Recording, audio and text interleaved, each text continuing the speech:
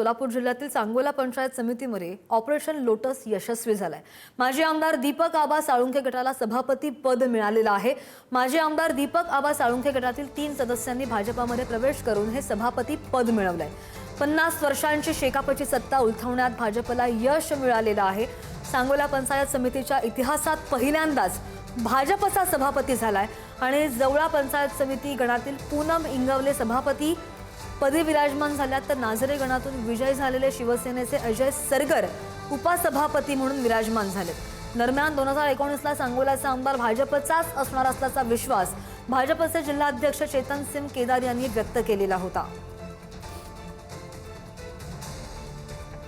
सभापतीच्या आज निवडी झालेल्या आहेत आणि आपण एकत्रित बघितलं की सांगोल्यामध्ये जी 55 वर्षाची जी सत्ता शेतकरी कामगार पक्षाची त्यांनी उलथापालथ करण्यात भाजपला यश आलेलं आहे। माझ्याबरोबर दीपक आबा साळुंखे पाटील आहेत। काय सांगाल आबा?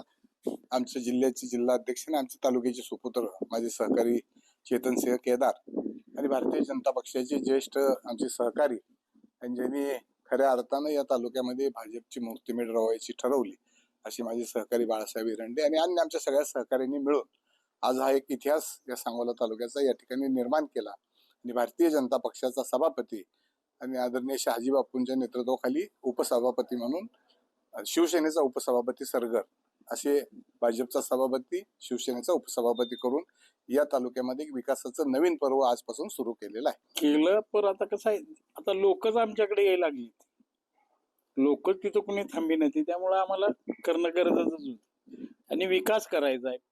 काय जर सत्तेत नाही राहिला तर विकास होतोय, विकासासाठी आम्ही एकत्र आलेले, आमच्या अडचणी शेतकऱ्यांच्या काढण्यासाठी ही सर्व आम्ही एकत्र केलेलं आहे। दीपक आबा साळुंखे पाटील साहेब दीपक आबा साळुंखे पाटील गट म्हणून पंचायत समिती जिल्हा परिषद लढले होते। त्यांचे जे 3 सदस्य निवडून आले ते 3 सदस्यांना आज भारतीय जनता पार्टीमध्ये जयभाऊंच्या सूचनेनंतर आपण प्रवेश देऊन भारतीय जनता पार्टी सभापती केला। हे खरंच भारतीय जनता पार्टीचा जिल्हाध्यक्ष नात्यानं मला खूप मोठा अभिमान आहे। माऊली डांगे, पुढारी न्यूज, सांगोला।